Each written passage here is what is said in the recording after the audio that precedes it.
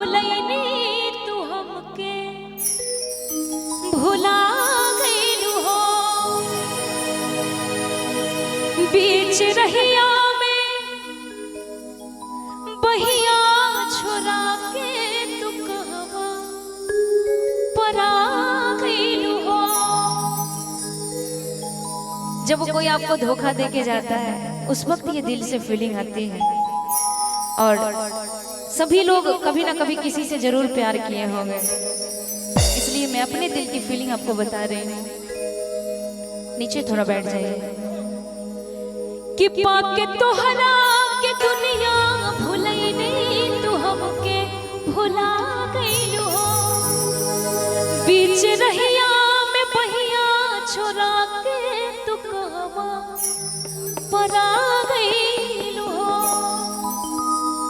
एक खातिर कहता नहीं कि हम तारा से बेइंतहा प्यार करत रहे, बाकी तू हमारा प्यार के कदर ना जान लो।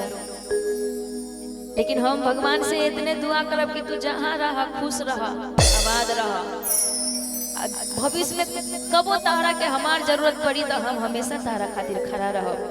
एक खातिर कि पाके तोहरा के पाके तोहरा के पाके तोहरा के दुनिया भुलैनी तू हमके भुला गइलू हो। पाके तोहरा के दुनिया भुलैनी तू हमके भुला गइलू हो।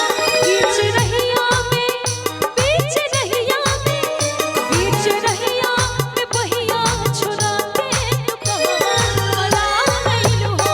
बीच रहिया में बहिया छुड़ा के तू कहवा परा गइलू हो। पाके तोहरा के दुनिया भुलैनी तू हमके भुला गइलू हो।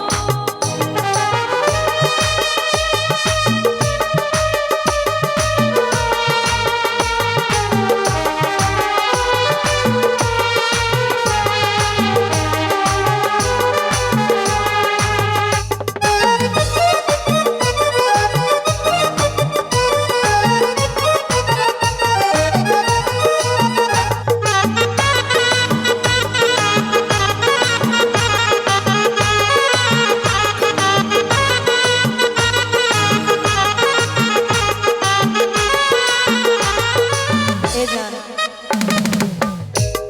का तारा से शिकायत करे, हम बस खुद के दोषी माना तानी कि हम तारा के प्यार ना दे पवनी। एक खातिर तू हमरा से दूर हो गइलो। एक खातिर तारा का तेरे एक लाइन कहो, बतावा का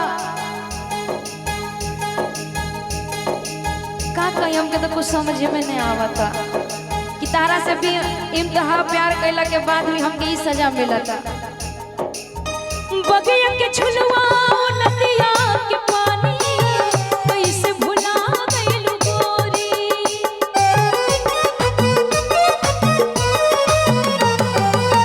सबके नजरिया से बच के बचा के हमरा से मिललू चोरी चोरी।